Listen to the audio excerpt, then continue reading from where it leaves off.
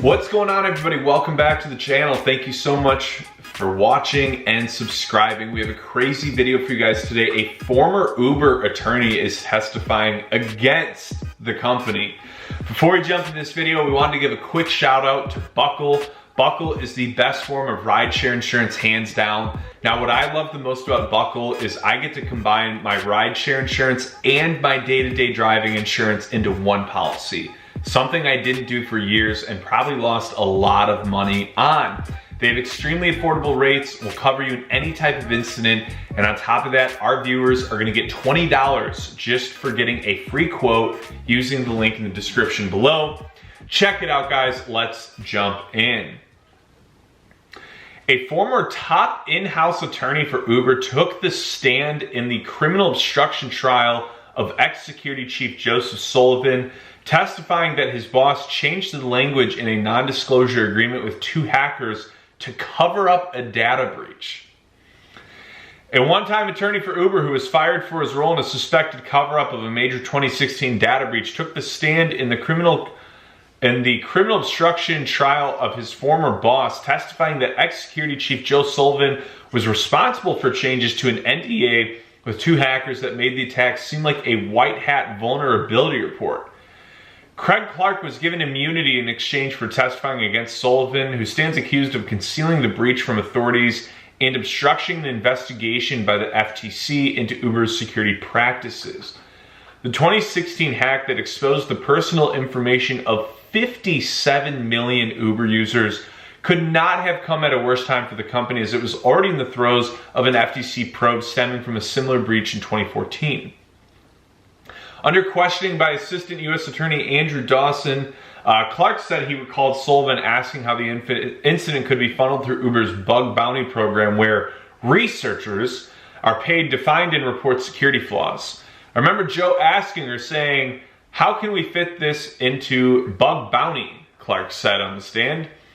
"Did you take that as a directive to fit this into bug bounty?" Dawson asked, to which Clark said yes. Clark testified that if the hack was classified as a bug bounty, the company would not be obligated to report it as a data breach. "Was it your understanding if Mr. Sullivan was asking for legal advice or giving a directive?" "I took it as both," Clark said. "It was, we need to fit this bug into bug bounty. How are we going to do it?" Clark said this conversation happened after he found out that 600,000 driver's license numbers had been exposed. Probably all of ours. Like, that's a huge amount of the total drivers. When asked about his reaction to the knowledge, Clark said it was a big sigh and maybe an expletive that we were in reporting land. Once we knew we had driver's license numbers, pretty much everybody knew the implication of that. But Clark said he got right to work figuring out a way to turn the breach into a bounty. After a couple of hours, he had come up with a theory. Uber would treat the two hackers as employees or agents of the company. Of course, it would have to be post-dated. Also, we had to get the data back. This is so shady. Know who they were, make sure the information had not been disseminated. We needed to have a relationship such as they could be referred to as agents. It was an aggressive plan, but Clark considered himself an aggressive lawyer. He came to the field at a later stage in life, having worked previously as a welder and a lineman for PG&E, but he graduated at the top of his class at UC Hastings Law School before joining the firm White & Case, where he advised tech companies on privacy issues. Then came a stint at Facebook, where he met Sullivan. He was the golden boy of security. He was well known, very engaged, and well respected in the community, Clark said. Clark said he so admired and respected Sullivan that when he departed Facebook and joined Uber, Clark wanted to go with him. "I emailed Joe soon after that, after he left, and said, 'Hey, I want to come too.' Several other Facebook employees jumped ship and joined them, including Information Security Officer John Flynn, Product Security Engineer Colin Green, and Matt Henley, who became Uber's head of threat ops." Bunch of class act guys over there at Uber.